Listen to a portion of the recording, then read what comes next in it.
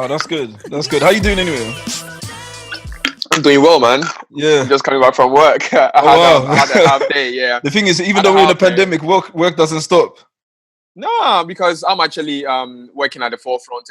We are one of the key workers, so it never stopped for us. Yeah. Oh, amazing. Amazing. Yeah. Is it slowing down a bit now? Or is it still really busy? Yeah, it's still getting, in terms of numbers of how many items, it's still, the pressure is still building up because right now everyone is coming out.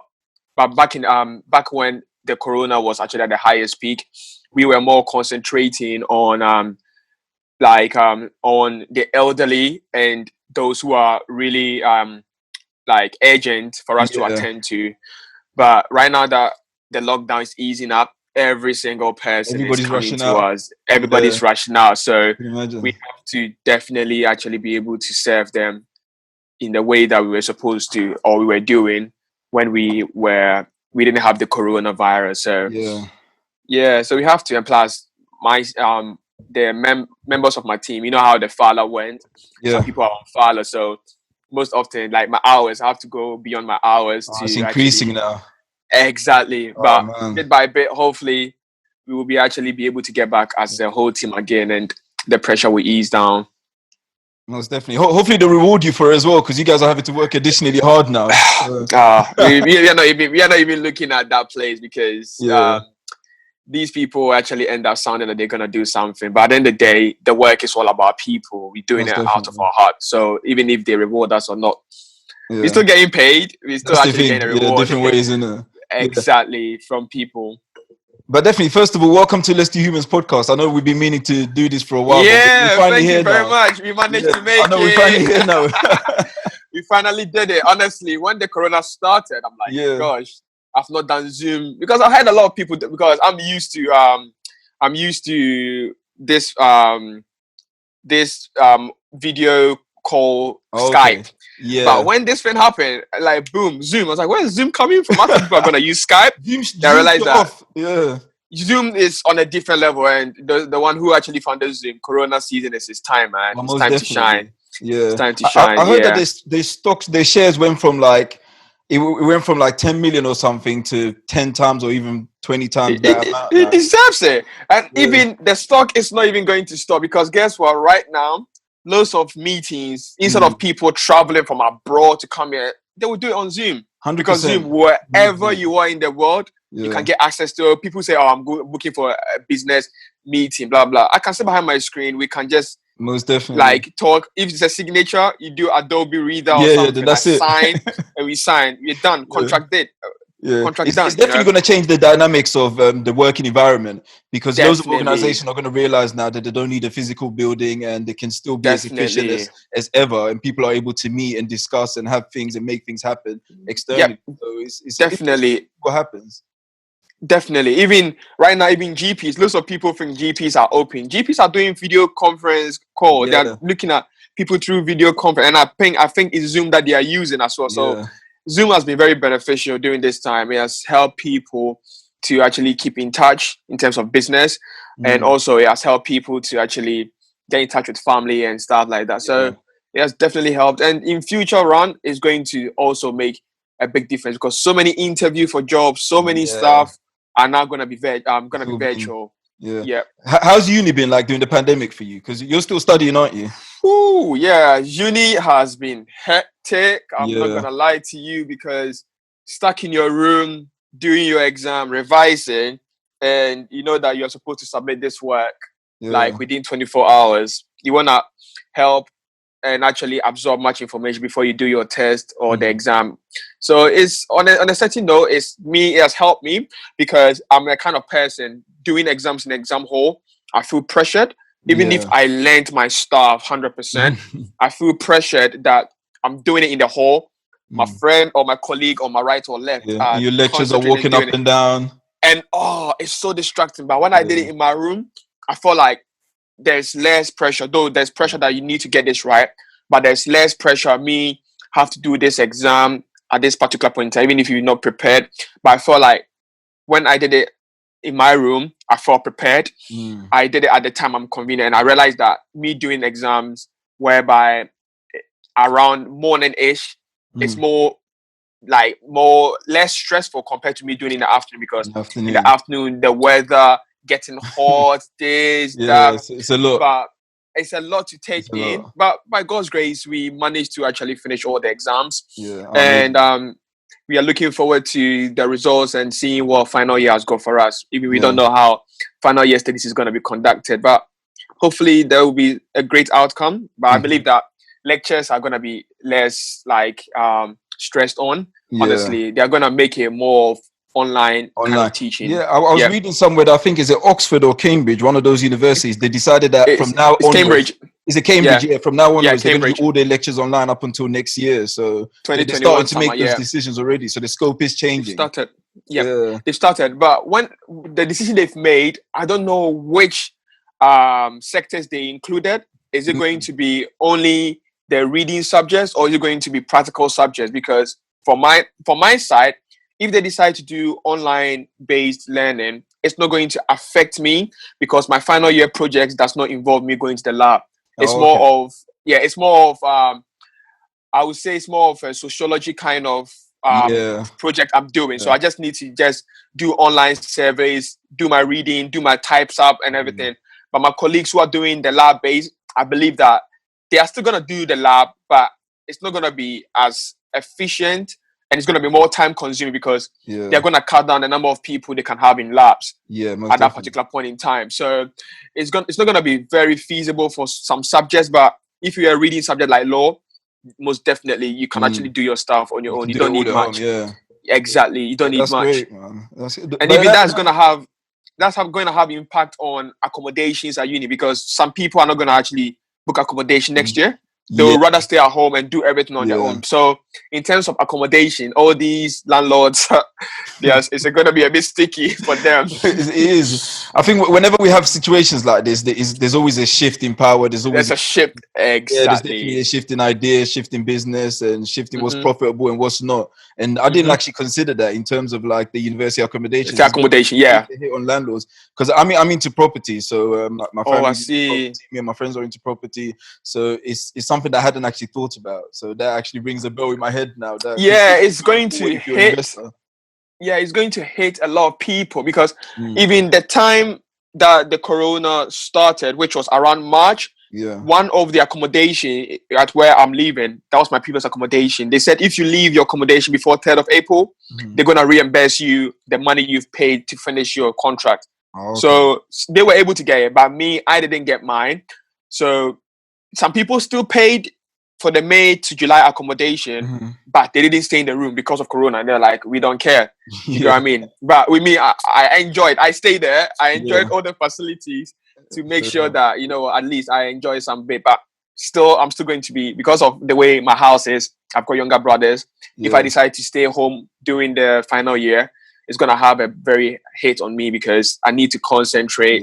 And exactly, I need my own personal space to be able to concentrate on my work and get the best outcome. So apart from that, everything is good. Everything is really good. That's good. Yeah. So I mean, I know you've been doing the rounds at the moment. You're all over Instagram, you're all over all the various interview and interviews, podcast and platforms, speaking about some of the work that you do in relation to advocacy. Can you tell us a bit about the work? So at least tell us a bit about the history of the work. Like, how did you get into advocacy? Okay, so advocacy, I've actually been an advocate. I believe I've been an advocate ever since I was young, but I never actually saw myself as that kind of person. Though I'll be an advocate, but subconsciously, like, I will speak against something that is going wrong. I will raise attention on certain stuff, like disease, because health sector was my main. I enjoy learning about different diseases and how we can actually overcome it. So when I actually moved over to the United Kingdom, which was 2010, I got myself involved in blood donation, and organ transplant in the Black community. So I did a project with one student from UCL. He is a medical doctor, and we were trained at the Royal Free. So it was kind of a project whereby I was highlighting on how, when you look at the organ donor register, Black people, we are the ones who have got the highest demand. But guess what? If you look at the number of people who donate, it doesn't match up. But on the other side, our Caucasian counterparts, they donate a lot, but they haven't got a lot of people on their register. So it seems like we have got the highest demand, but we don't give a lot out. So I got my voice involved. I actually added my voice. I started going around, actually educating people, especially the Black community, and trying to break down some of the barriers, because the first thing that comes into people's mind, organ donation, they think that if you actually end up donating or registering yourself, that when you are sick or when you're not feeling well, you are going to be less prioritized, because they think they're going to harvest your organ to save someone else on the register. But that is not so. That is not so. And always, even the first step that they do is, when you're going to do it, they ask you, have you informed your next of kin? Have you informed your family? Because there are cases whereby people end up donating, people's organ gets donated when they are dead, but because they have not had the conversation with their loved ones or their next in kin, it becomes a bit of a struggle between the family and the hospital, because something that they're unaware of. They're unaware of. It creates conflict, and even they go to the extent of even accusing the hospital that you didn't save him because you know that he's on this register, he's gonna save someone else's life. So all those kind of stuff were the stuff that helped me to educate myself. Me personally, I have not actually signed up to the register. I'll come to that. I have not signed up to the register, though I was an advocate of it, but I had to also digest. I've had that conversation with my family, and I'm like, honestly, it's something that I need to take my time, understand it, because as much as you may think you're an adult, you need to get the consent of your loved ones as well. Because if, God forbid, I end up actually losing my life and they realize that some part of my organ is not there, it becomes a huge problem. But I may think that I have actually done the best thing, but I've created conflict. So that actually was in 2030, which I'm still projecting, because last year I went to actually donate, one for blood donation, because I'm like, it's time that I need to go and do it. And what even pushed me was, I need to know my blood type. I never knew my blood type. I need to know that my blood, I'll be able to save people's life and stuff like that. If I didn't do that blood test or blood donation, I wouldn't have got so many information about my blood that I never knew. This is vital information that we need about ourselves. It's vital information because we are growing up, we're choosing life partners, and some blood groups are not compatible. If they end up meeting, it can even end up creating some form of disorders or disabilities in the baby and stuff like that. So it prompted me to go and actually find out. And I realized that my blood group is a unique blood group, whereby even people who are sickle cell anemic, they need that blood group a lot, because they are the blood that will help them to actually have more oxygen. More red blood cells in there to be able to actually carry more oxygen. But unfortunately, I've thought that my blood group was actually something. So when they went to do further tests, then unfortunately they can't donate my blood to anyone in this country. Reason being that I have lived in Ghana, I've taken anti-malarials. They can see so it's a blood compromise.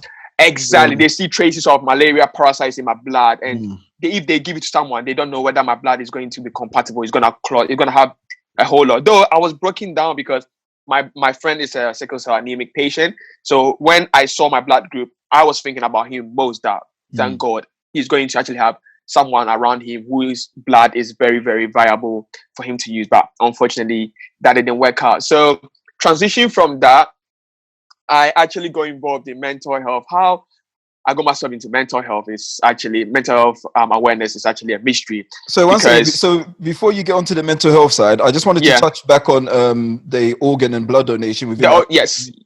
So I know within the African community we have our own superstitions, we have our own beliefs about like the human body and death. We have our own traditions which have been here for centuries. Exactly. What are some of the barriers that you come across when discussing that within the African community? Because I know personally how some people feel about donating their organs to someone. realistically, when I started my advocacy on the blood donation or the organ transplant, I had not been able to have that discussion on a larger scale in the Black community. I had it with the youth group, which had a diversity of culture, who were also born over here, so they will understand. With that conversation, I have not had it, which I believe that hopefully I'll be able to actually come out there and actually have it. Because think about even what the conversation has started about, the Black Lives Matter. I believe that we can go beyond that. We can go beyond fighting against racism. Right now, all the center is within our community. What can we do to build our community? You know, and one of the things that we can do is to help to save lives. Because one of the things that I was even discussing with one of my friends is, honestly, I don't feel bad that I didn't go to protest, because I've done a lot of virtual protests. I've sent emails. I've posted a lot on stuff on my social media. I've been able to educate. I've discussed with people. But one thing that I'm proud of that I've done is, with the work I do as a pharmacist, I'm not pharmacist, I'm the pharmacist here. As a pharmacy dispensing assistant, I've been able to serve a lot of people from the Black community, because majority of our patients are from the Black community. Do you get what I mean? So if I'm not working at that point in time, who is going to be advising them? Who is going to be dispensing their medicine? Who is going to actually help them? So in a way of shape or form, I'm also playing my part, that as much as we are going there to protest, if you can protest, go out there to protest. But if you know that you can do something to help your community behind the scenes, definitely do it. Because when the COVID-19... I personally didn't protest myself, but then I do believe that everyone plays a role. And there's so many different factors, there's so many different positions that you can take up. So that whole issue about making people feel guilty about not protesting is completely wrong. You don't know what role that person is playing within their community directly, which is having a real effect on the community. So there's someone that might have not stepped the foot out the house, but what the impact that they're having within their own home is then going to affect the community. And then so you being out there offering medical help and medical advice and taking care of people on the front line, that's your way of advocating for your beliefs in regards to justice and whatever. So that's perfectly fine, man. Because even on the Sunday, my friend actually asked me, so what do you think about the Black Lives Matter? Because she's someone who is not over there on the social media a lot. So she opened up the conversation. I'm like, yeah, I'm definitely willing to have the conversation, you know. And I started pinpointing certain things that, you know, are not acceptable. So even I encourage her to even go and do more reading. So yeah, I'm going to definitely educate myself. One thing you have to understand is, we are not all of us are not on the same platform when it comes to knowledge about race in the Black community, or even race in general. There are so many certain stuff I've educated myself about when I moved into this country. There's certain stuff I used to take for granted when I was in Ghana. There's certain words that I used to say that I can't say it over here because I feel even guilty. Me saying the N-word right now, I feel so guilty. I'm like, whenever I see someone saying it, I start getting vexed.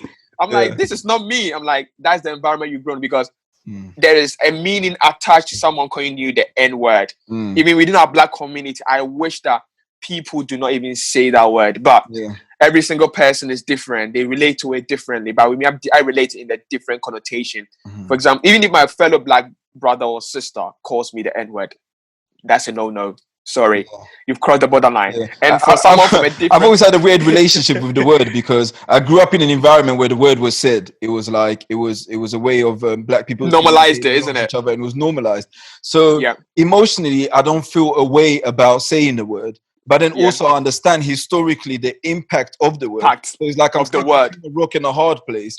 And it's very easy for me to say, and for me to send out a virtual single and be like, oh my gosh, this word is so trash and I'm never going to use it again. But at the same time, I'm yet to reach the point where I feel the emotional side of it. Emotional connection to what the word actually is. Because the power has been taken out to an extent, but history is still there. But then it's still there. On the other side, it's like, to what extent does history carry us to this day when it comes to like words, when it comes to like imagery?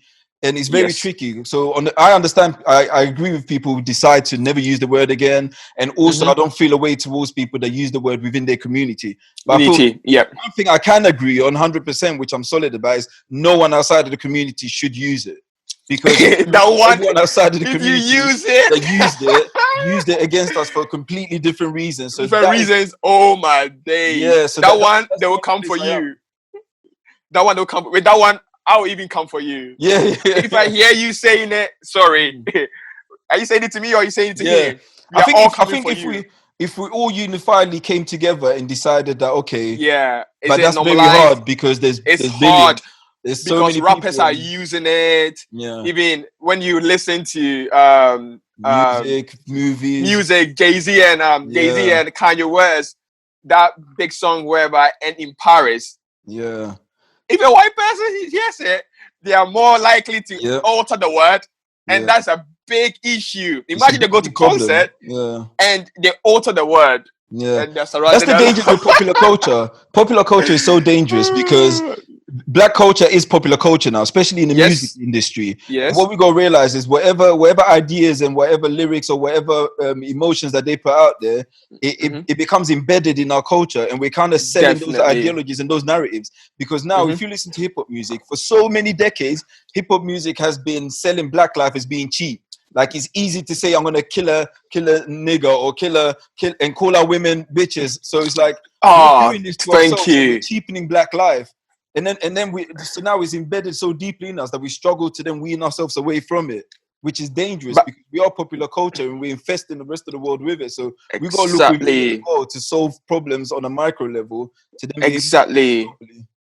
I hope that lots of artists will sit down and see their lyrics or the words they put out there. One of the artists I'm so annoyed at myself that I have not paid attention to for a long time, which I should have, is Santa Dave. Going back to Santa Dave's loads of music videos, Santa Dave has got a very powerful message in every single music that he plays. Like the one he performed at the Brit. If you play a music or you make a performance and someone erase a whole conversation, you know that you're doing something powerful. Because someone is not actually stirring up emotion and thoughts. It started with Stormzy. Stormzy didn't care. He was like, even if this is what is going to actually end up restricting me to going to higher level, I don't care. I'm speaking for my community. So Stormzy and Santa Dave, honestly speaking, they are doing amazing. They are doing amazing. How they big our community up, and the way they portray them in their music. And the thing is, they don't live away from behind from the music scenes. That is the life. That's their lifestyle. That is the culture, the lifestyle they live. They actually fight for their people. You know, they actually say whatever their music performance. They make sure that it's cutting deep. If you're a prime minister, you're doing something which is not appropriate, they'll come for you. He came for Boris Johnson. Santa Dave came for Boris Johnson, and Stormzy came for Theresa May. So it shows it that these people are not going to rest. Are not going to actually rest. And look at how you are big people, you have big superpowers. How can you let the 22 or the 25-year-olds music make you feel intimidated? It means you're not doing something right. They are speaking the truth. You know, they're speaking the truth, and the truth is something that they don't want to bear with. You know, the truth is something that they don't want to bear with. And we need more of such people in our community. We need such people, how they will use their music to influence, you know, because if you portray in your music that Black girls and Black boys are kings and queens, which Fuse ODG has been doing it from time, it is going to change the narrative. Your music video, you make sure that these people are actually portraying our culture. If it's Nigerian, they wear their gele, they wear their all their clothes. It's being proud of your culture. Being proud of your culture, exposing that, you know what, this is what our culture is. You may see us wearing the hoodies, but come on, when we go back to our country, we are more than wearing hoodies. We are proud of us. So look at how when Skepta went to Nigeria, when he was actually made a chief of something. Look at how the media was his mom's town or something. Exactly. So when Skepta is standing over here, you have to know that apart from he being a grime artist in this country or a hip hop artist in this country, he is someone valuable back in his town. So you can't touch him like that. He's got a big crowd behind him. So I believe these are some of the stuff that our community needs to start embracing in terms of it, and in terms of the health side as well. As much as we are those in the media are fighting for it, we in the health side too, we have to. Because NHS was built on the grounds, it was built by the strength of Black people. Mary Seacole, she's one of the people who helped NHS to be with NHS we are right now. But look at the coronavirus figures. Which people are suffering? The BAME, the Black community, the Asian, the minority. We are the ones who are actually thin. And research is actually, I hope that the Public Health England will bring up the necessary reasons why it came that way. Yeah, the report is out. I'm yet to read the report because I thought I'll give it a couple of days for it to settle down before I read the report. Yeah, but I'm yet to read it. But I kind of know what to expect from the report. Do you know what I mean? Yes. Yeah. Because one of the things I was discussing with one of my friends is that I believe one of the biggest things is housing, because where you live can be a health determinant. Because if you are living in a moldy house, you will not grow to become someone healthy, because molds, all these bacteria are surrounding you. How are you going to be healthy? Any little disease that you contract or any little infection is going to be deadly. Yeah. You know, and when you look at statistics, loads of Black people live in estates, you know, and council flats. And look at how the last time I went to a council flat, honestly speaking, I said to myself, I can't. I can't.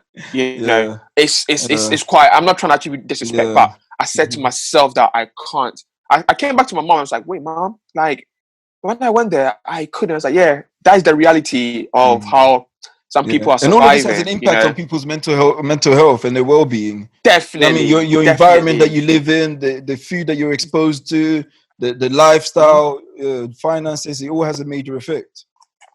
Definitely. So in regards to like the Black community, how do you then get that idea across to them that it's important to understand what organ donation is and what blood giving is? How do you go about it? And what's you come across? So with my blood bit, I have not even shared my story yet, because emotionally it really hit me so hard for me to go to the hospital and like, you cannot donate your blood to your fellow Black or your fellow Caucasian or your fellow Asian. Like, I am all about saving lives. So it really hit me. So when someone posted during the Black Lives Matter that, you know, that 1%, when the statistics show that only 1% of the Black community donate their blood or stuff like that, I'm like, it's high time that I need to actually share my story, because there might be so many people who might be out there that, oh, my blood can save someone's life, my blood can save someone's life. But when it becomes a critical point in time, whereby, think about it, the person has never donated blood, the person does not know their blood group, the person does not even know whether their blood can even be donated in this country, you know, that might be the time they'll find out. But that person, we haven't got enough time to actually go around to plead for people's blood to help this person. So there might be people who have got the assumption, yeah, my blood can, but in reality, some people, their blood cannot be donated in this country. Maybe when I go back home in Ghana, I will try and go and see if over there too is a problem. If it's a problem, then I'm screwed, because people around me, like, but would that be a problem? I have to tell you the truth. So people with malaria traces in their bloodstream, would that be a problem transferring that blood to someone who's had the same traces within theirs? With me, the advantage, I believe that if I go to Ghana or any African country, it can save someone whose blood group is compatible to mine. The reason being is Africa, the malaria protozoa is actually common over there. Malaria is one of the common infections over there. So over there, I believe it can save, because they've got their blood, they've got immunity. So what they're trying to say is my blood has got immunity against malaria. So if I go over there, because I've got those antibodies, the antibodies have got signal of malaria. So if I catch any malaria infection, my body, it will be able to fight, will be able to produce antibodies to fight the protozoa as quick as it can. So it will not have any infection, because right now I'm in the second phase infection. I've been exposed to it. My body has developed the antibodies to fight it. So over there, I believe it would But over here in UK or in Europe in general, because malaria is not a common kind of thing, they think that if I donate my blood or they give it to someone, it could end up causing coagulation. It could end up actually causing their blood to clot. Oh, wow, okay. Or it could end up actually making them develop malaria. Yeah. So they will not even go to that extent to even give someone to see, not even my relative or something. They don't want to even do that. So I'm yet to actually go and find out. And I believe if I share my story, it will draw attention to people and let them know that, wait, I think I need to, even if you are not even going to donate your blood, go find out what is in your blood. Yeah. You know, go find out what is in your blood. And if you donate, they'll give you all the information. Right now, I've got access to all the information I need about my blood group, my compatibility, everything. I even took time to read about my blood group. That's when I knew that my blood group is unique to sickle cell anemic patients. Yeah. And it's advisable that everybody knows their blood group, because if your blood group is not compatible to your partner, you actually can make a quick decision about it, that what are you going to do and stuff like that. So it's something that an information everybody needs to have on their fingertips. Yeah. It's such a tricky situation, because I remember I think I attended a church's debate regarding this particular issue about marrying someone with different blood groups that can potentially cause harm to the baby. A baby. And it was such a hard topic because no one knew the answers, because they were discussing the case of, on one hand, it was, what about we love each other, we've been together for such a long period of time, and we're going through counseling to now move to the next stage of marriage, and then we reach this stage and discover that both of our blood groups are non-compatible, and we can end up possibly having a child with multiple disabilities, or do we break up, or do we adopt? Do you see what I mean? Because now you're put in such a situation where you either take the risk or break up or adopt, and it puts a strain on the relationship. And at the end of the discussion, I realized that no one actually came up with a clear, concise conclusion, because it's such a tough thing. It's tough. It's a very tough and sensitive. It's very tough and sensitive decision to make. But at the same time, you don't want to end up also coming up and actually having a baby or babies whereby one out of the babies could end up actually having a disability, which tracing it is due to your blood incompatibility. That shows that the two couple or the couple actually knew what to expect. You know, so with me, it's a thing whereby I actually was like, I need to get this thing on top of my head. So if I meet someone and the person's blood group is not, at least in the initial stage, you know what to do. That, you know what? Because I believe in the olden days, or prior to technology or this scientific scientific kind of way of finding out your blood group and stuff like that, lots of people didn't know about it. Henceforth, they went ahead to make decisions to live with whoever they meet, so far as they actually love each other. But deep in it, you realize that it's beyond that. If you're ready to settle down with someone with to have offsprings and everything, you need to take certain tests into consideration, i.e. the blood test. You need to know that your blood group actually matches. And if you don't end up actually doing it that way, it could actually end up actually causing a big problem, because you yourself, you realize you have brought an offspring, and you realize you could have avoided this kind of disease or complication that the child is going through, but you decided to put yourself and your wife or your partner first before you did that is very delicate, they might even end up decision to make. Very because if they find out like that, and mom, you are selfish because you knew that this is going to happen and stuff like that. So at the same time, the couple will have that kind of self-guilt that why did we even go ahead to do this? So it's quite tough, but it could be avoided if the couple actually end up going to actually end up actually finding the blood group that both belong. I don't know whether everybody or every church encourages couples to go and actually do that before, or it becomes a personal decision for the partners to go and do when they know that their relationship is getting serious and stuff like that. So it's really I think it's a very important situation or consideration to make when you are actually even in the deep side of the relationship, not even married. That when they come married, then you know that you've actually done all the decision. But in the relationship, I believe that if you know that the person is serious, then obviously that's the route you need to take. Yeah, most definitely. And obviously, in particular, in relations to like the African community, we know that we have certain issues, sort of like sickle Issues. cells. Yeah. There's various Yes. genetical issues that we can pass down. Genetic, Not just disorders. genetic, but also issues in relations to like the mental health side of things. Because when I was younger, I used to go to this particular like prayer group, and there was a family there with a disabled child, and every week on end, they all used to bring this child forward to pray for the child. And at that time, I never really used to pay much attention to what was going on. I was really young myself, and I just thought they were praying to heal the child. I thought the child was sick.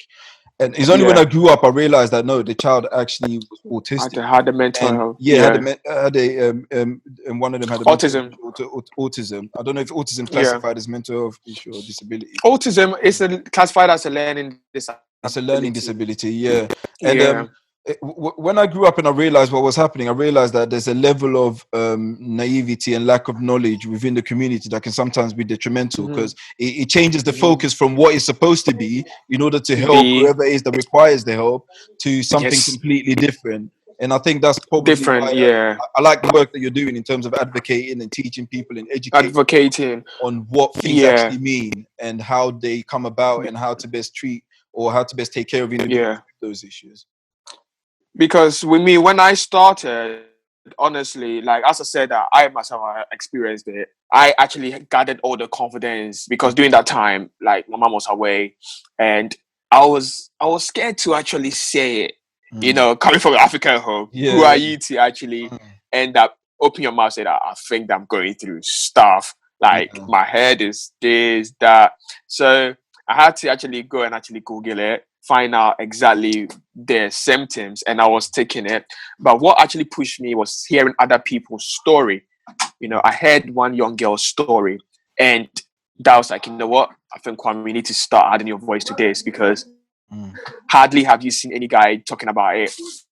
And it's something that if you start talking about it, it's going to also help you to learn and also take care of yourself. Because one of the things that lots of people don't end up actually seeing is the moment you become an advocate, you've set yourself as an example. Whatever you say, you're going to follow it. You know, so that was me. Every time I feel like I'm actually having a very low mood and actually not feeling myself, I will have a conversation about it. I will just quickly have a word about it. So it helped me as a person, as much as helping other people. It also helped me to put my mental health in checks as well. If I realize that I'm getting a bit overwhelmed or stressed, you know what, I need to find something that could probably help me out. And even helping someone nearer to me. And when it all started, where I actually got myself to actually add my full energy and force to it was when someone very close to me actually developed it. Then I realized that even the people around that person haven't got much knowledge like that. So with me, I learned most of these symptoms from my uncle, who is a mental health nurse. So I called him one Sunday evening. He educated me the signs and symptoms, what these signs and symptoms mean, and what could. So I have to, and bear in mind, I'm a pharmacy student. I'm not a professional. I've not got any registrar to actually end up giving too much information. It's based on what I've learned at university and my interest and my research that has helped me to actually be able to support this person. So I have to end up breaking the stereotype. The first stereotype was, the first one that I heard someone said was, oh, this is just headache, go. You know how in the African we just brush things off. Take everything that wrongs to the head. Yeah, take paracetamol, it will go. Take paracetamol, it will go. But I changed the narrative. I was like, no, this is not paracetamol at first. Paracetamol or pain, but this beyond pain. The person is complaining of consistent headache. Like stuff are going, this is the brain issue. It's not to do with the head. Second one was, if I take this person to the hospital, the first thing they will do is inject the person and it will get worse. Because we've seen it in movies whereby some people are taken to mental health institutions.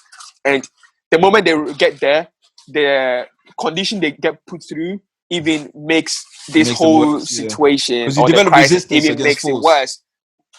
Exactly. So they think it's gonna make that. It's like, no, they are not going to deal with any needle until the need arises. So through that, I was able to. And one thing is about advocacy is you can end up actually having or putting your voice to it, but the skills to encourage the person or the family members of the person or the friends of the person to also get the hope, because it's all about hope. You know, because we've seen people who have had it and that was it. I had a friend also who all the time I check up on her because she was the first person to share her story to me. Like, she was not ashamed. Just like, Kwame, I'm not ashamed. I'm ready to help other people. So I've learned a lot from her. And she also shared her story about her friend who got herself into drugs. And guess what? That was the end of it. She never came back. Wow. Right now, she's in the asylum. Serious? She's in the asylum. And she has when there's to have a clear a lot of mental, rehabs. like, chemical imbalance, and it's been That one, by the she drugs. she was on that person. She said that she saw it. The person was on drugs. And by the time they realized, it was too late. One of them was admitted to the hospital to have a rehab, which the person had on and off. And another one lost their life. Wow. That's when I'm like, whoa, this is serious. Like, this thing is very, very serious. And everybody has got their own degree of it. And everybody can be treated differently. So as time as I was actually helping the person, education, and getting closer to the person, it helped me to know certain features as well. First of all, the person is not themselves. So whatever they are saying, they don't mean it. So when they are in that mood, whereby the symptoms are kicking in, they can say stuff without their realization. But think about it, I've not got closer to anyone of that sort who have got that. So what happened was, it was also having an effect on my emotions. So I took it serious. For example, the person, the person as the person who does not cuss people. Yeah. All of a sudden, the person starts cussing. The person hasn't got any kind of, the person's temper is getting deteriorated. The person is just getting angry all the time in the full force. And you are trying your very best. And the person's not appreciating. That was the situation I was in. So I was educating myself. I mean, when the person got better, and the person is now way, way, way, way much better, and right now on, because taking, how taking tablets is not easy thing. The person has to take tablets and everything, so it got switched to other forms like injection. So the person takes injection and everything, which is something great because the person does not have to do the injection every time. It's monthly. So it helped the person, and I've seen the transition, the whole picture of when before the person developed it, when the person was experiencing it, and right now after the person have even getting other forms of treatment, which is almost a year since the person started the injection. It shows that it works. It shows that when the person gets the encouragement or the people around them, it works. Yeah, it works. It definitely works. And I've had conversation with people whereby they themselves discharge themselves for the medicines. They said, no, I'm not going to take the medicine any longer. Why? Because I'm over relying on it. I'm getting addicted to it, which is fine. So far as you can be able to actually have other ways and means of handling the symptoms, which the symptoms sometimes is, for example, for schizo, is hallucination and delusion. Hallucination is, for example, the person starts hearing voices, which is auditory hallucination. Yeah. They start hearing voices and they start acting to it. Another one is visual hallucination. They can see stuff coming towards them and they start shouting and everything, So if you don't understand, you'll be put off. You may think, nah, I've lost hope in the person. But education helps, Education helps. And I believe that is I said, knowledge is power. One of the best things that we can do to help our generation is educating, constantly educating them. These are the different sides of it. You can feeling low about yourself does not make you weak. You can come out, speak to someone you trust, be able to actually end up like voicing it out. It will help you. I think whenever I've read into like mental health illnesses, I realized that one of the most powerful tools in recovering is relationships with people. So whether that be relationship with families, relationship with loved ones, like when you got healthy relationships around you and relationships with people that you trust, people you're able to communicate with on all spectrums of conversation, then it's a healing process in itself. So when you're in that situation, it's ideal to isolate yourself as well, because then you're cutting off those relationships, you're cutting off a part of your safety. Definitely. Yeah. But what's some of the issues that lead to it? Because obviously, whenever I looked into mental health, I've come across two issues that lead into mental health. One is the obvious one, which is chemical imbalances. Those are the ones that they can't control. It could be genetics. It could be something caused from some trauma in the past or whatever. But there's a point in the brain where there's chemical imbalances and it causes you to go into depression or into various forms of mental health crisis. And then the other side as well is one which I've been paying a lot of interest in lately, which is the issue of complexities. So like people that can't deal with complex issues in life. So it's like there's loads of things that's happening at once, and then you're like, oh my gosh, I can't take this. And the reason why I'm talking about this right now is because at the moment I think we're going through the ultimate year 2020 is the ultimate complex year. Like it's a crazy year, and a lot of people are struggling with it. You know what I mean, because everything has happened this year. There's been everything. Deaths, everything has happened. I don't know what's next. Like there's this joke is on Genko covered. Everything there's this joke going around that have you seen the meme about aliens are next, and then there's a picture of a bunch of aliens. They're talking to themselves. They're like, oh my gosh, we're next. I'm nervous. We're next. Yeah. You know that one? Yeah, I never understood. I interpreted as babies in their babies who are yet to come into the world. And they're pointing, you are next to go to 2020. So it's like, it's not me. So it's aliens. Oh my. Yeah, so they're planning on. So it's like to them, the world is easy right now. It's their turn. It's their scene. So it's like, oh my gosh, like we're next. Like we're gonna invade the earth and we're gonna make 2020 even more crazier. Yes. So at the moment, there's loads of people dealing with the complexity issue, which is they're stuck at home during a pandemic. Some of them might be extroverts, but now they're being forced to become introverts. Some of them are introverts who actually do like having moments of extrovertness, but now they can't do that. And it's like we're dealing with worries. People have lost loved ones that they're unable to see, and everyone's just stuck indoors. And there's so many issues, and so many things going on in our minds. In our head, It's like people like that. What can they do to keep themselves in check, to keep their mental in check? All plugged in. Yeah. Yesterday, as you said, some people have lost loved ones. Yesterday, I was actually listening to the radio, and honestly speaking, bro, it's very, very like tearful to be hearing this on the radio, whereby someone was like, the dad actually got admitted to the hospital, and it was corona. The dad used to get a case from the mom for the past 50 years, and at this point in time, he's on the bed, and no one can even give him a case because of that. The moment they heard it, it says they heard that the dad is dead. They couldn't go to his funeral because some funeral directors they actually took the family, the cost and everything to go and bury the dad.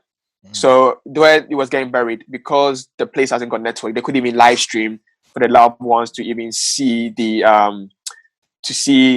process and everything. So to her, she has to assume that the dad, she didn't see the dad dying, so she doesn't believe it. Yeah. But she has to assume that the dad is no longer, the dad is somewhere that she doesn't know. Like imagine someone growing up to actually end up not seeing the reality, but have to live with assumptions. Yeah. It's quite hard.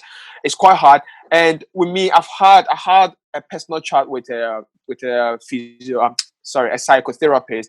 And one thing that people don't end up actually realizing that conversations helps. With me, I'm a kind of person that when I'm going through, I want to pour my heart out. I just want to say everything. I'm a kind of person who likes asking a lot of questions, because if I don't ask it right now, I might not get the opportunity to ask you that question. That relates to me in general, everywhere. My friends will tell you that I'm a very investigative person.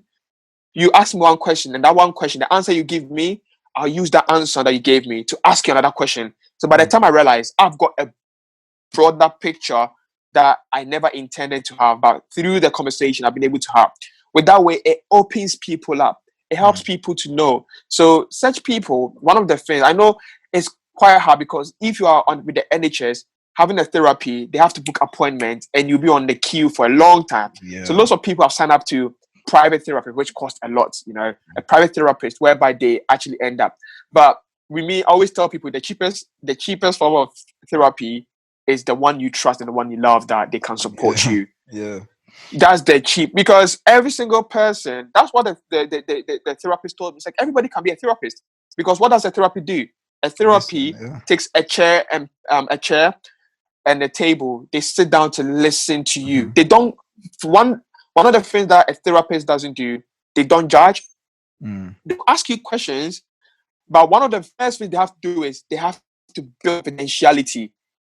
If the person is able to have be able to build confidentiality within you, trust within you, boom, whatever the person does, they will be willing, even if it's the worst things they've done in the world, they'll be willing to share with you, because they trust you. They know that you're not going to judge them, though you're going to say one or two things that they might not be happy, because you want to actually encourage them not to do that again. But if they actually find out that they can't trust the person, they can't end up actually getting the support. That's why lots of people end up actually hiding it from, i.e., their parents or even their family members, because if I'm going to say this and you are not willing to understand or empathize with me, but rather you're going to actually throw stones at me, make me feel worse of myself, then I'm not going to tell you. I'm going to actually deal with it. And by the time you realize, the person might be dealing with it in the hardest way, and unfortunately, the person might end up doing something they never intended. And with them, one thing I've realized is when someone is actually going through mental health disorders, the way the brain works is kind of like a reflex. Everything's a reflex. That's why lots of people end up taking their lives, because that's the thing, the ideation that comes into their head. So they want to react and end everything up, end everything up, because the burden in the world is too much for them, that no one is willing to understand them. No one is willing to hear them out. But in their head, in their head as well, what is also playing their mind is, everybody don't like you. No one likes you. You're going to face this. Why don't you actually end this by actually taking up your life? And these are something that someone who has gone through has shared with me, So it's quite tough. Some of the stuff that she opened up to me, bro, that time I felt like crying. I'm like, and this is the world that this person was living in, this was the world this person was living in. So empathy too can actually work, and one thing that also works is if they find someone who has also gone through it, bro, it's like a human thing. We are all men. We're going through similar problems. When we meet, it's kind of like our own kind of world. We can share experience. It's like, oh, I was going to say, I was also going through that. I was like, oh, I thought I was the only one going through it. By sharing that kind of experience between each other or one another, we'll be able to realize that we are removing the guilt from each other. We are basically, we are drastically removing, we are building all the stuff. You're shedding the burden, aren't you, as well? We are shedding the burden. The burden is now melting down. So by the time we go or we leave that environment, our minds are clear, because I've realized I've seen a brother or a sister who's going through something similar. That's why most often, whenever these people, like those who are HIV positive, they end up having a forum, or even different conditions. They have a forum. Why? Because there is this psychological thing, evidence behind that. If such people meet within the same environment, it prolongs them. It gives them hope to fight. That's why whenever I worked in the hospital and there was this cancer patient, so I sat next to them and I was just asking them. She was having her chemotherapy. So she's come for her session. And that time I was on the cancer ward. She had that bubbly face and everything. In my head, I'm like, this person has gathered so much joy to be experiencing life right now. The chemo that she's experiencing, she's going to have side effects still, but she's happy. Not knowing the person who brought her to the appointment, who's her friend, is cancer-free. She's gone through cancer, has similar therapy, and right now is cancer-free. So such a person around you is an evidence, because you've got someone directly next to you who went through whatever you're going through right now, and you are aiming to also be in her position soon. So with that way, whenever you're actually having the therapy, you are of all the hope that yes, it's going to work, because it's worked for my sister, it's going to work for me. So when they shared that to me, I'm like, it's true, it makes sense, because it will even end up making her always willing to come to her appointments and have a positive energy. You know, even if it comes out negative, she's still fighting. You know, so being a warrior about it also helps, because if people are willing and going to actually share their story, always I've got this theory that one person's story could be the solution to whatever someone is going through. Because come on, if you pick about 10 people, at least 6 out of the 10 people are sharing something in common. They're sharing a common problem. But the moment they open up, so how did you manage to get us? Maybe it might not be the direct solution, but it will give you hope that someone has managed to have confidence or even patience to solve their problem. Then I have to also take my time and be more optimistic that it's not going to be like that. It's not going to last. Definitely, there's going to be another way of it, and hopefully it will help. It will definitely help. To me, it sounds like, obviously, with us human beings, like it sounds like we have needs, and we need to constantly feed these needs. We need to constantly keep the mind exercised. Because one of my friends, Rachel, who I've had on a podcast before, she works in mental health, and she said something quite simple but very effective. She's like, the mind is like the body. The same way you exercise the body, you rest the body. If you're exercising, you're feeding it right, you're treating it right in order for it to treat you right.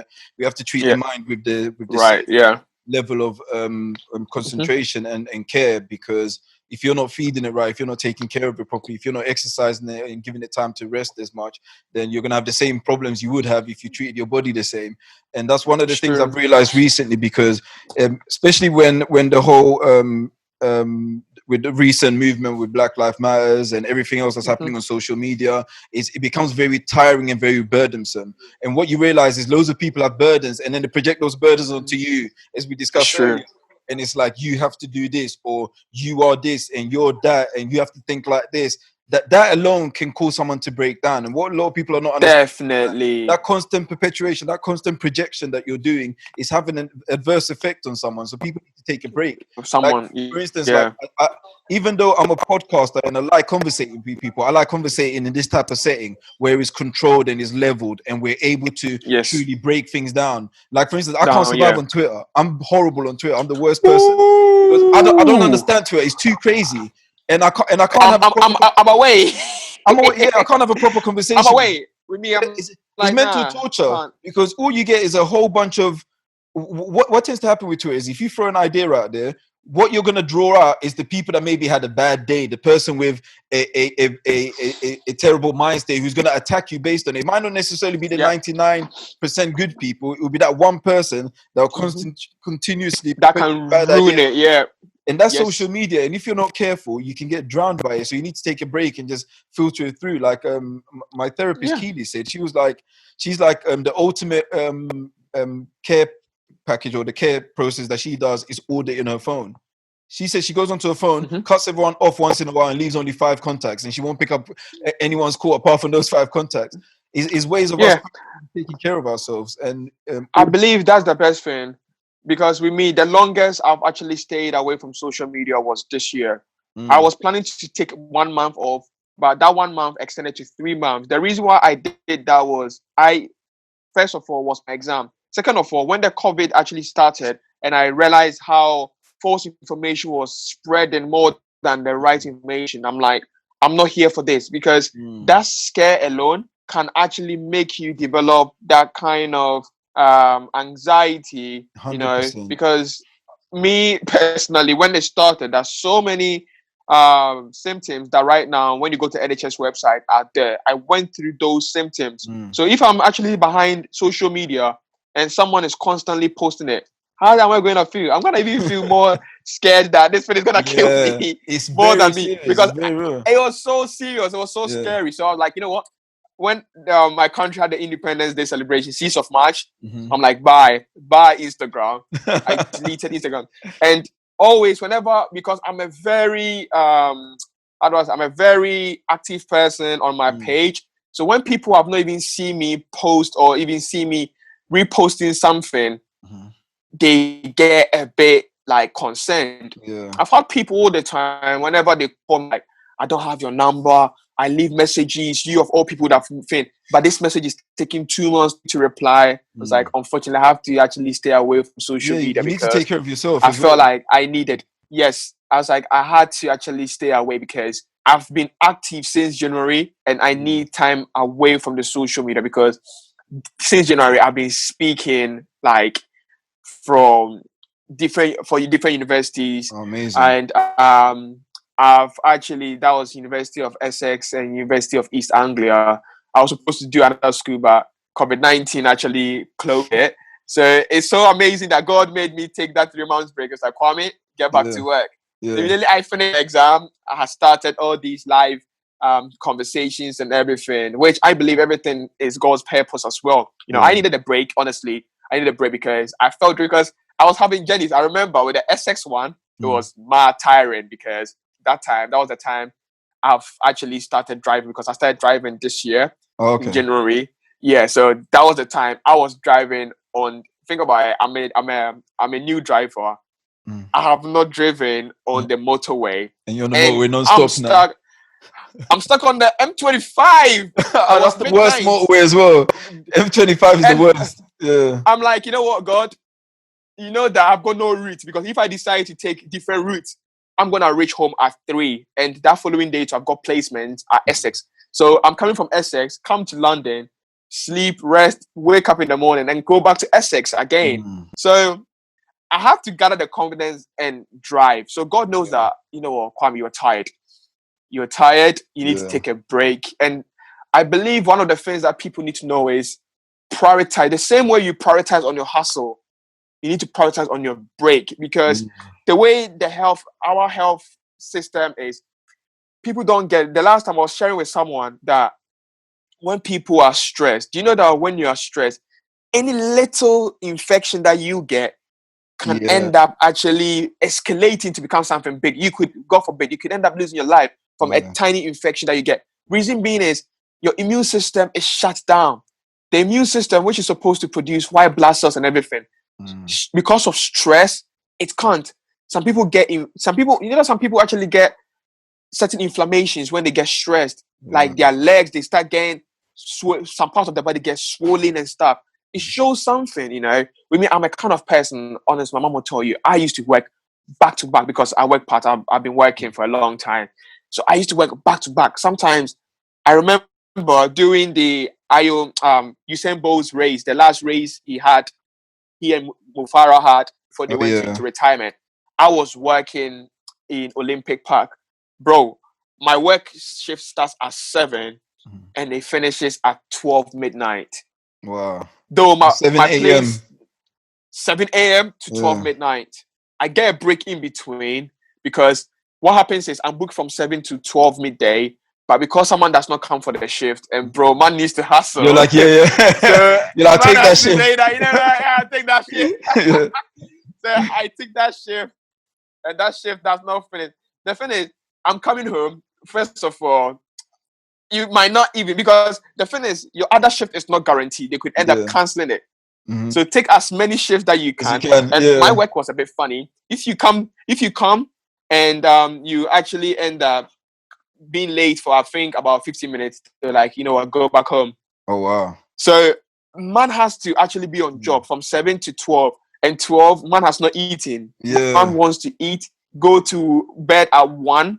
Man needs to wake up again at 5.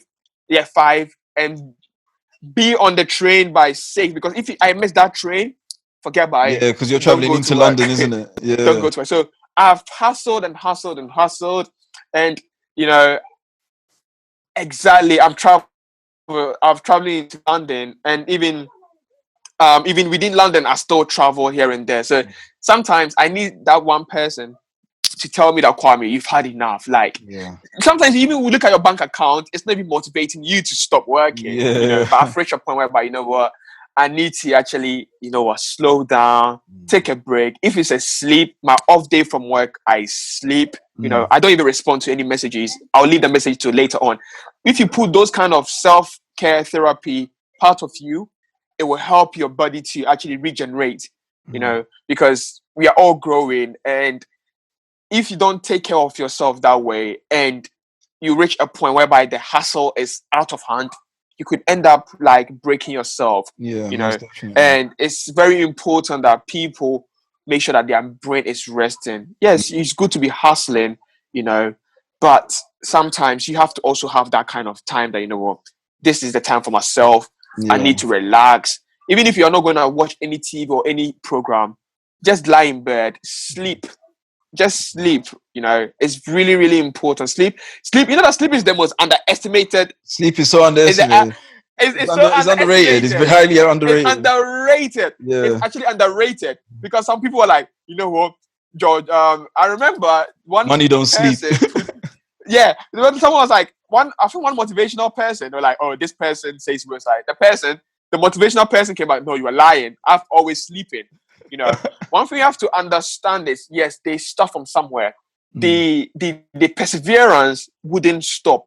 But are you going to let the perseverance also take something precious away from you, your health? Yeah. You know, we always I tell people that your wealth is your net wealth. You know, it's your net worth. You know, because if right now, God forbid, you don't take care of yourself and you fall ill, all the money that you've got in your bank account, where is it going towards? It's going towards your health. But if you end up balancing whilst we're hustling with your wealth, with your health, you realize that they go hand in hand. If you're a true hustler, then you need to also invest more in your health. You need to rest. Definitely. The rest is really important. Yeah. It's really important. And I believe that everybody will actually take that into consideration, because COVID-19, I believe, it's a signal to other people that, you know what, you've worked so many years. You've not even taken time for yourself. All the time you're traveling to different countries to have holiday. No, this time around, stay in your home and just breathe, breathe. When I listen to this Stormzy's song, Breathe, I'm like, this guy is talking to me, you know. So sometimes you need to take time and breathe, because people don't breathe. I'm one of those people. My friends will tell you, Kwame doesn't breathe, but sometimes whenever I get that nagging, it brings the reality to myself that, you know what, Kwame, just stop. Listen to them, and just because they can see from your face that you are drained, but you still want to fight and push. So it's really important that we take time to breathe. And there's no more perfect time than the current state that we're in, because it's the ideal setting for us to take a break. And even if social media is keeping us hostage, we should learn to take a break from that as well, because that's the biggest hindrance we have right to now to like our mental state. Have to. And all the stats are proving that it's having dramatic effect on like young girls. It's having dramatic effect on boys. It's having effect on our relationships with each other and stuff like that. So we definitely need to take a break, man. Kwame, really appreciate that. What are some of the works you got coming up? Like what you got coming up in the future that people can check out? With me at the moment on Thursday, I've got another talk about mental health. And one thing I like about it is all the time, you know, that all the conversations I've had about mental health ever since I started with advocacy, none of these conversations has been similar. All of them are from different angles. Different angles. And I really appreciate, because I hate repeating myself the same information. That's always my energy is actually, because there's a question that you'll be asked. It's like, wait, I never thought about that way, but it's also related to it. So on Sunday, on Instagram Live, I'm also speaking at I'm speaking about 21st century men and mental health with Akosia. And on this Thursday, I'm speaking for this my colleagues setup. It's called the Uplifting.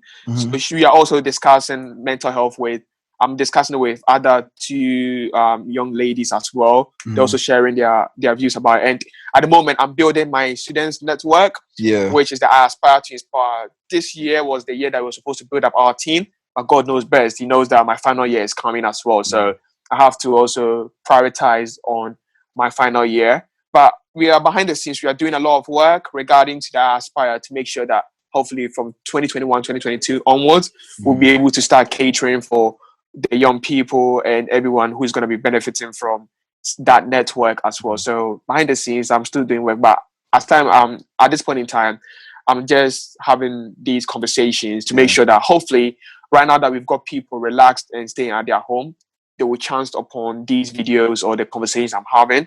And one way or another, is actually helping. And honestly speaking, it's opening a lot of doors. There are so many people who have approached me when I started these conversations and want to work with me and everything. To me, it's all about changing the narrative. As much as these whole platforms are going to be able to be channeled to different demographics, different people from different places, I'm so happy that it's doing it, because everybody has got different followers. We have all got different, diverse people. And the conversation I'm having is also having diverse kind of opinions, and also sharing a lot of knowledge to other people as well. So it's really helping, and I really appreciate you, bro, for actually No, I appreciate you for coming on, man. I mean, I really appreciate it. Yeah, you're welcome. This is one of many conversations we're gonna have. This was just more like what I tend to do is with my first ever episodes. I tend to just want to introduce myself to the individuals and just get a little like overview of what they do and have some conversation. So I've managed to get an insight of the work that you do, and it's fantastic. And you seem like you're extremely passionate about what you do based on thank you very much, socials and so forth. And I think you should continue doing the work that you're doing. And thank you very much, bro. Within the community, within the African community, because I've myself growing up, I've noticed how things are perceived, and I noticed how people are treated, people with mental illnesses and people with disabilities. That's something that we need to educate our people on more and offer the advice as best as we possibly can and inform them on it. That's what you're doing, which is fantastic. And I appreciate you coming on here as well. And thank you very much, bro. And we're definitely going to catch up finally definitely right now that next week they're opening up and everything, you know. Hopefully we'll be able to sit down to London next time. We'll catch up once everything is clear. We'll catch up properly in the studio. I'm actually in London, you know. Oh, you're in London now, Yeah, I came. I actually straight after my exam. I left Kent and I actually came back. To London, definitely. Then we're definitely gonna catch up and do another like recording and talk about. No worries at all. We'll definitely catch up on the men issue, because I know that men tend to suffer a lot with like mental health, suicide. That's what I'm actually speaking about on Sunday. And with me, I'm so happy that I've not restricted myself to a particular demographic. I'm actually talking about mental health in young people, mental health in women, mental health in parents, mental health in men as well. You know, so there's a lot that, you know, we can all talk about. We can all add our voices to it, you know. So far as we're able to actually get the channel and be able to let other men know that, hey, it's not a shame to go through this because someone has experienced it, they've come out of it. And we always encourage people to share their stories, because you know, as I said earlier on, that you never know that your story is going to be the solution to someone else's problem they are currently facing.